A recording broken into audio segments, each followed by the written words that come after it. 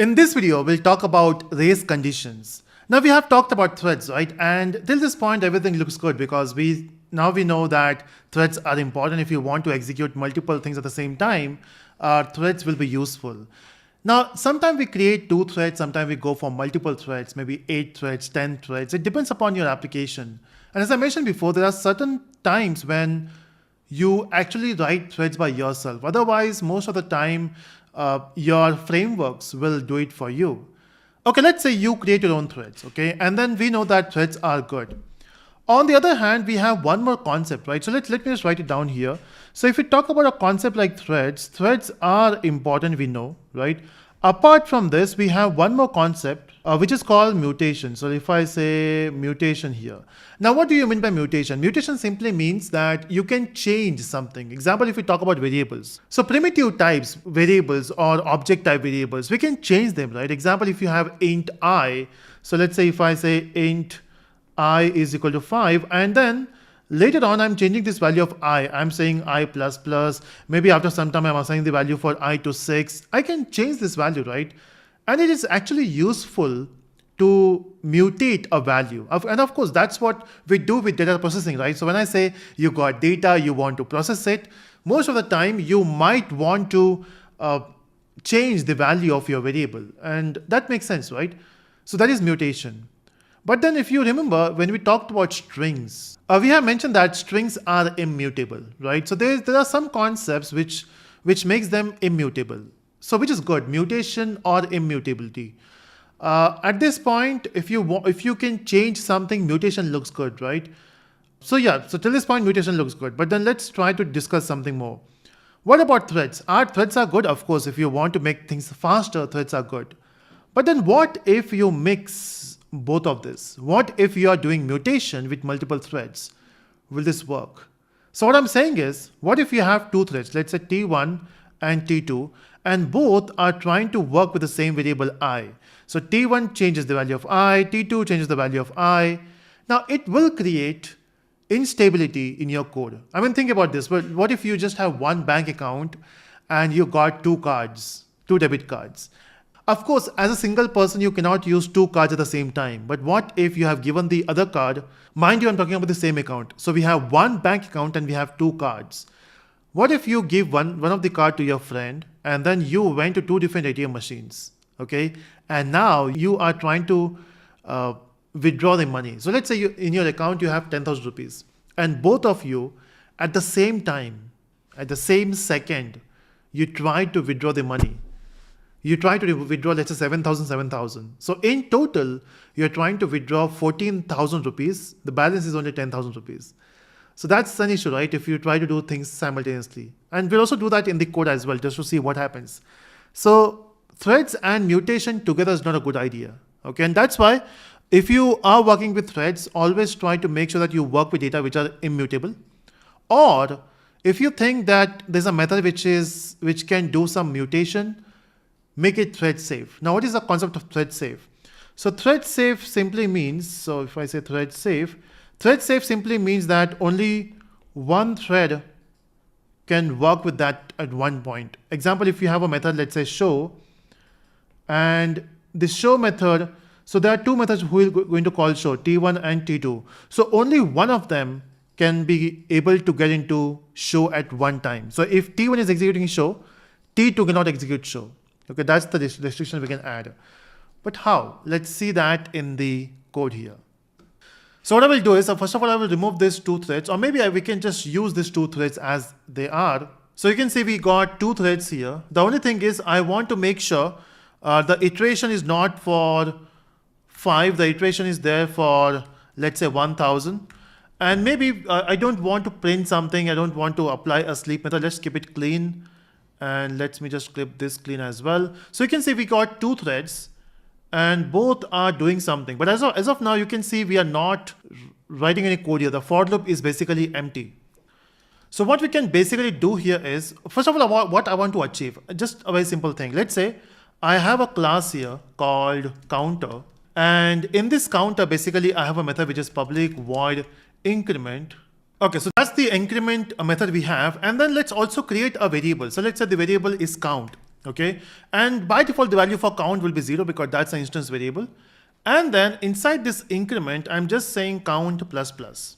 Okay, so basically what we have is we have a class called counter, and in this we have a variable called count, and then every time someone calls increment it will be doing count plus plus. And of course, if I call increment once, the value for count will be 1. If I call increment 10 times, the value of count will be 10, right?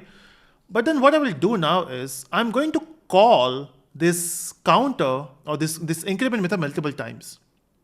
So before we even use it, let me create the object of counter. I will say counter C is equal to new counter. And then from this two threads what we have, we can simply say C dot increment. So basically I'm going to call increment multiple times. Now you tell me how many times we are going to call it. So of course I'm saying that increment in both the threads, and each thread is going to do this increment for 1000 iterations, right?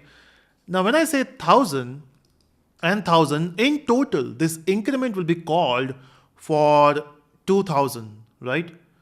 Okay, let me just reiterate. We have two threads. Each thread is calling increment 1000 times. So in total, the increment will be called 2000 times, right? So if I go back here, and after it starts, I just want to print the value of count. Let's see what's the current value of count is. Now you tell me what will be the current value of count. So if I compile and run, now when I run this code, I want this to be 2000, right? Let's say what happens. Oh, it's only 116. The weird thing is every time you run this code, you will get a different output for this. What's happening? See, what we are trying to do here is, let me just do that on my pad here. See, we got a main thread, right? This is your main thread. And on line number 34 and 35, what we are doing is we are creating two new threads. We got T1 and T2. Now T1 jobs is to call increment 1000 times, right? And T2 job is to call increment 1000 times. And ultimately we want this count variable to be around 2000, right? But the thing is, the main is doing nothing, right? In main we are saying, hey, just print the value of count. Now we were expecting that T1 and T2 will complete their work and then main will print count. But that's not the case. Anyway, we have two threads, right? T1, T2, and they are running anyway. Now, when these two threads are running in any case, now T1 and T2 they're running, right? Main is doing nothing. So main says, okay, my job is done. I have started these two threads, and now I will simply print the value of count. So in between the iterations, maybe T1 has done some iterations, T2 has done some iterations, main is printing count anyway. We have to ask main, hey, don't print count here. Let them come back. So as main continues, let them come back. Let T1 and T2 complete their work by doing 100 iterations. When T1 comes back and T2 comes back, after this, just try to print the value of count. And I'm sure at that point, the count will be 2000. So what I can do is, how do I ask main to wait for T1, T2? So one thing you can do is you can say T1.join. Now join is a special method which allows your main thread to wait for the other two threads to come back and join. Okay, so if at this point, if you want to wait for these two threads, you can use join there. Okay, but the only thing is join may throw an exception. So I can simply say add throws declaration. You can see we got throws exception. Anyway, we have done with the join, and now I think it should be good. We should be able to see 2000. So if I compile and run, oh, okay, we were expecting 2000, but we got, okay, now we got 2000. Now we got 1746.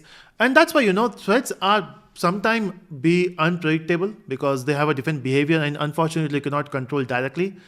So what is happening here? The example which we have taken before, which was about the bank account, it is possible then when we have two threads, so we got T1 and T2, they both are executing the same method. And in this method, what is happening? So when I say increment, it is actually getting the value of count. If you see, we are saying count plus plus, right?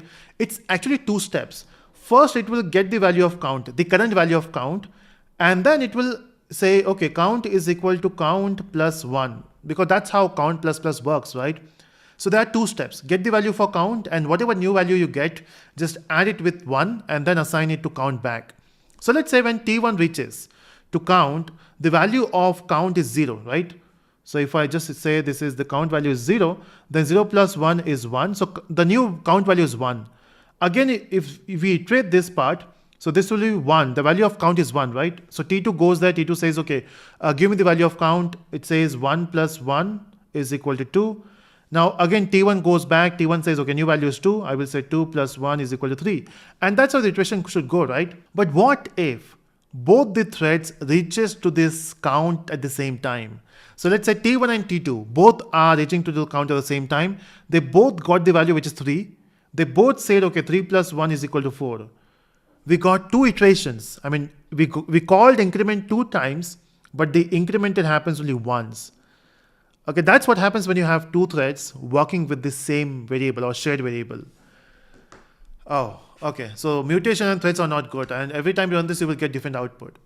Now, how do you make this consistent? Okay, you might be thinking why we got 2000 here is because maybe your threads are not going to the increment at the same time. Okay, so that's not the case. In fact, if you go with a bigger number, if I go with 10,000 and 10,000, you can see it will lose a lot of different bits in between. Compile and run. You can see 7,000. We are losing 7,000 values. We got 8,000 values lost, right? And the chances of getting 20,000 is way less now. So the point is, this is not a good way. Now, how do you make sure that only one thread works with that at one time? That's what you can do, right? So example, when T1 is working with increment, T2 cannot work with increment. Okay, so T2 has to wait. In that case, you can use a very simple keyword. You can use a keyword called synchronized. You just use this one keyword. Your Java will make sure that this increment will be called only by one method at a time. So if T1 is working with increment, T2 has to wait. So if I compile this code now and run, you can see we got 20,000. Now it doesn't matter how many times you run this, you will get 20,000 because now both the threads are not going to that method at the same time. That's how we use two threads with the shared variables and you make them as synchronized. So basically we saved ourselves from the race condition.